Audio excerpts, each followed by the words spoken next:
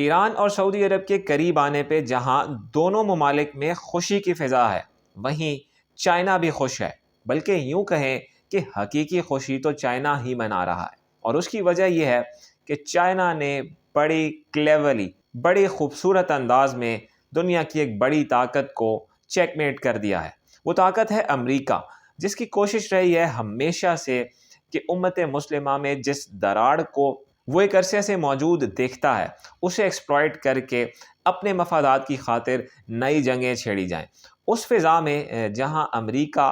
جنگیں چھیڑنے کی کوشش کرتا رہا ہے، چائنا نے بڑی خاموشی سے دو آرچ رائیولز کو میز پہ بٹھا کے ان کے درمیان ڈیل بروکر کر دی ہے اور امریکہ کو مکمل طور پہ چیک میٹ کر دیا ہے۔ ناظرین، وہ جنگیں جو یمن سے لے کے شام تک جاری و ساری ہیں، اس میں سعودی عرب اور ایران براہ راست تو نہیں لیکن تھرو پراکسیز انوالوڈ رہے ہیں۔ ایک دھڑا دوسرے کو کمزور کرنے کی خاطر لڑتا رہا ہے اور دوسرا پہلے کو کمزور کرنے کی خاطر لڑتا رہا ہے، مگر اس پراکسی وار کو جو مختلف اشکال میں یمن سے لے کے شام تک جاری و ساری رہی ہیں، پچھلے 10-12 سال سے جاری و ساری رہی ہیں، چائنا نے اس امریکی کوشش کو نگیٹ کر دیا ہے، ختم کر دیا ہے، تہس نہس کر دیا ہے۔ اصل جیت اس میں چائنا کی ہوئی ہے۔ یہ تو ہم جانتے ہیں کہ یہ عمل ایران اور سعودی عرب کو قریب لانے کا عمل سال 2021 سے جاری ہے اور بغداد میں جاری ہے،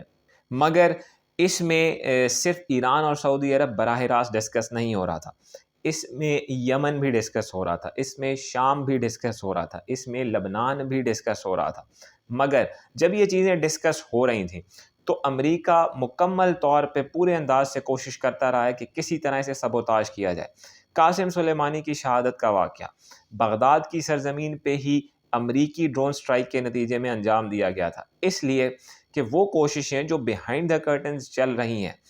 وہ عوامل جو بیہائنڈ دا کرٹنز چل رہے ہیں دونوں مملکتوں کے قریب آنے کے لیے، لائے جانے کے لیے، انہیں کسی طرح ہرٹ کیا جائے۔ اور جنرل قاسم سلیمانی کا واقعہ نہ صرف ایران اور سعودی عرب کو بیہائنڈ دا کرٹن چلنے والے معاملات خراب کرنے کے لیے تھا، بلکہ اسرائیل کو بھی خوش کرنے کے لیے تھا۔ تاہم چائنا نے مکمل طور پہ اپنی اس پلائے کے ذریعے امریکہ کو چیک میٹ کر دیا ہے۔ اگر آج موازنہ کرنا چاہیں ہم ریاض اور واشنگٹن کے ٹائز کا یا ریاض اور بیجنگ کے ٹائز کا، تو یقیناً فرق ہے۔ محمد بن سلمان جو بائیڈن کی کال نہیں اٹھاتے، انہیں ریسیو نہیں کرتے، انہیں ریگارڈ نہیں کرتے، مگر چینی صدر کو ویلکم بھی کہتے ہیں، دونوں اطراف سے رابطے بھی رہتے ہیں، آنا جانا بھی رہتا ہے، اور امریکہ کی آنکھ میں کھٹکنے والے ایران سے بیہائنڈ دا کرٹنز انگیج بھی کرتے ہیں۔